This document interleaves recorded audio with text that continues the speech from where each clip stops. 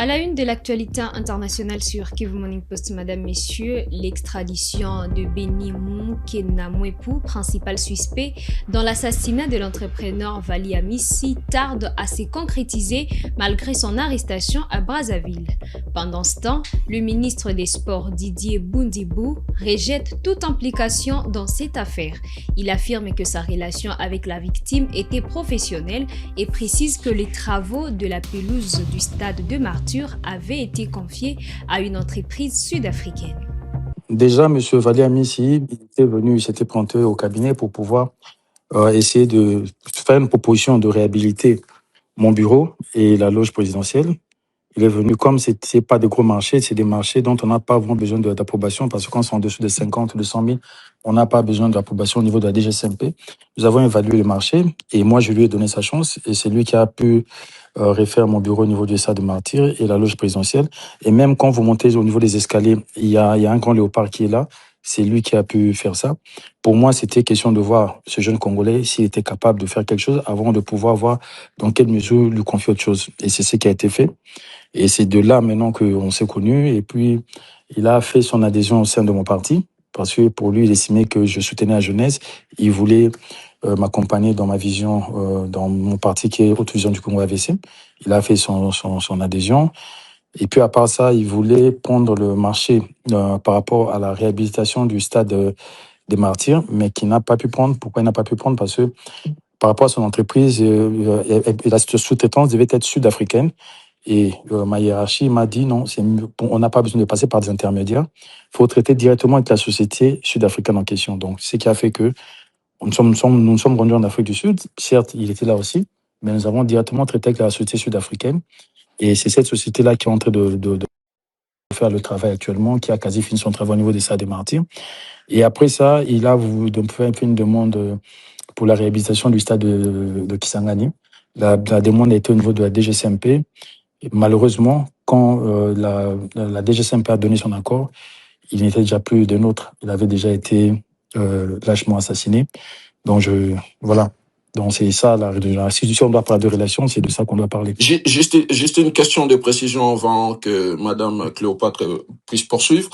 C'est-à-dire que vous nous dites que le premier contrat entre votre ministère, donc votre cabinet et Monsieur Vali Amissi, c'était un contrat juste pour réhabiliter la loge présidentielle au niveau du stade de Martyrs et votre bureau, et ça ne coûtait pas plus de 100 000 $, c'est ça? Non, mais il y avait des lots. Quand on parle de lot, le lot du bureau, je pense que c'était à 30 ou 40 000 parce qu'il y avait juste des splits à mettre. Je n'ai pas les chiffres en tête. Et quand c'est en dessous des 50, on ne passe pas par la DGSMP. Ça peut se régler au niveau du ministère. Donc, on a pu régler ça. Mais c'est quand il y a des montants, quand vous atteignez, il faut que vous puissiez suivre la procédure pour pouvoir accorder ces contrats-là. Et bon, le seul contrat de ce type-là, c'est celui de la réhabilitation de Kisangani, mais qui est sorti, l'approbation est sortie après sa mort. Et c'est dommage. Donc, ça aurait été vraiment son premier contrat avec nous, au ministère des Sports, parce que par rapport à l'ère de jeu, c'est avec une société sud-africaine et qu'on a eu à payer en 3 fois. Et déjà, même le dossier actuellement, au niveau du gouvernement, le dossier n'a pas encore été payé. Les dossiers se trouvent au niveau de la chaîne des dépenses. On a pu trouver avec mon collègue le ministre des Finances, que j'appelle affectueusement Saint-Doudou, on a pu trouver un mécanisme pour préfinancer la pelouse qui est mise en place là, parce que le dossier avait pris du temps au niveau de la DGSMP, et puis le temps d'arriver à la primature, d'avoir l'approbation de la primature. Nous l'avons eu finalement. Et là, maintenant, il fallait régler un dernier truc au niveau de la primature avec l'ARMP. Et c'est là maintenant que le dossier pourrait être payé. Mais dans le souci de pouvoir avoir une pelouse prête à accueillir les matchs, donc nous avons trouvé un système de préfinancement qui a permis que nous puissions payer des Sud-Africains en 3 fois. Le premier paiement, c'était au mois de décembre, je pense. Le deuxième paiement, si je ne me trompe pas, au mois de mars, si je ne me trompe pas. Et puis le dernier paiement a été fait il y a 3-4 semaines. La deuxième édition de la Grande Foire agricole du Congo a été officiellement lancée ce mercredi 5 août à Bambou-Mingali par son Excellence Monsieur Denis Sassou Nguesso, président de la République, chef de l'État. Placée sous les signes de la promotion du secteur agricole, cette grande rencontre met en lumière les initiatives, les productions et les innovations des acteurs du monde rural. Reportage. C'est désormais une tradition. La GFAC, Grande foire agricole du Congo s'enracine dans la conscience collective comme un haut lieu de présentation et de vente des produits agro-pastoraux issus des 15 départements du Congo, les produits du terroir, mais également un lieu de recherche et de formation sur les métiers du futur liés au travail de la terre. Ce 5 août 2026, c'est le lancement de la deuxième édition à Bambou-Mingali, dans le département du Djoué-les-Fini, à une cinquantaine de kilomètres au nord de Brazzaville, la capitale. Une édition aux multiples particularités, placée sous le thème « Nourrir la nation et honorer la patrie ». L'événement se déroule au centre des expositions du ministère de l'Agriculture et de l'Élevage. La cérémonie de lancement de cette deuxième édition de la GFAC ce mercredi a été placée sous le très haut patronage du président de la République, Denis Sassou Nguesso. Parmi les invités de marque, les ministres centrafricains et maliens de l'agriculture venus s'imprégner de l'expérience du Congo en la matière. Occasion pour le préfet du Djoué-les-Fini, Léonidas Karel Motom Mamoni, d'exprimer les sentiments d'honneur et de reconnaissance éprouvés par les populations de son département à l'égard du chef de l'État. Car, a dit Motom Mamoni, grâce à cette foire, Bambou-Mingali est devenue la capitale de l'agriculture congolaise. Aussi, la vision du président de la République, Denis Sassou Nguesso, de faire de l'agriculture le pilier de l'économie nationale se renforce-t-elle davantage, une vision concrétisée avec conviction et élégance par le professeur Paul Valentin Gobo, ministre de l'Agriculture et de l'Élevage. La tenue de la deuxième édition de la Grande Foire agricole du Congo, au cœur des festivités de notre fête nationale, n'est pas une coïncidence. Elle exprime un choix politique, un choix économique et une ambition nationale. Une ambition portée au plus haut sommet de l'État par son Excellence, M. Denis Sassou Nguesso, président de la République, chef de l'État, à savoir faire de l'agriculture, de l'élevage, de la pêche et de la transformation les fondements d'un Congo plus productif, plus prospère et plus souverain. Excellence, Monsieur le Président de la République, votre présence dépasse le cadre protocolaire. Elle adresse un message clair à la nation. En choisissant de présider personnellement le lancement de cette seconde édition, vous réaffirmez que nourrir notre population est une priorité de l'État et une responsabilité majeure de la République. Mais votre présence dit plus encore. Elle rappelle que rien de ce qui se construit aujourd'hui dans nos campagnes ne serait possible sans la paix et la stabilité que vous avez constamment préservées. Elle rappelle aussi votre constance. Depuis des années, à chaque étape du développement national, vous avez appelé les Congolaises et Congolais à retourner à la terre, à produire ce qu'ils consomment et à consommer ce qu'ils produisent. Cette foire en est aujourd'hui l'incarnation. La deuxième édition de la Grande Foire agricole du Congo va se poursuivre jusqu'au 15 août prochain.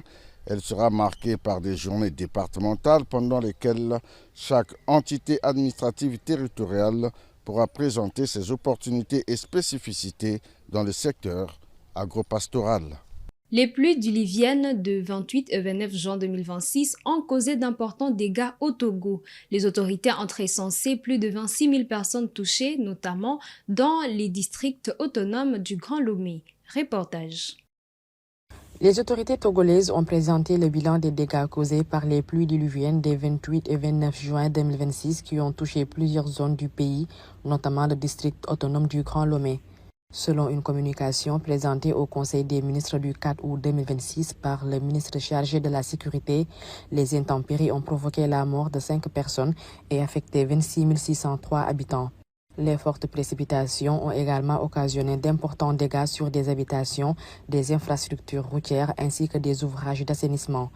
Face à cette situation, le gouvernement togolais a activé le dispositif national de réponse aux catastrophes coordonné par l'Agence nationale de la protection civile avec la mobilisation des différents acteurs de la plateforme nationale de réduction des risques de catastrophes.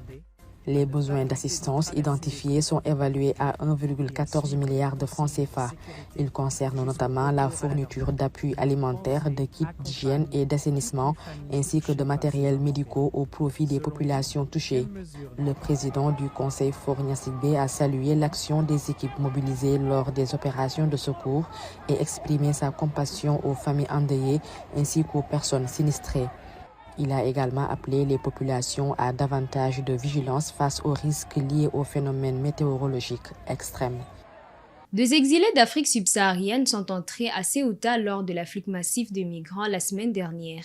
Contrairement aux migrants marocains renvoyés au Maroc, ils n'ont pas été expulsés. Les autorités les ont regroupés sur la plage de Trapolin où ils dénoncent de conditions difficiles et les manques de nourriture.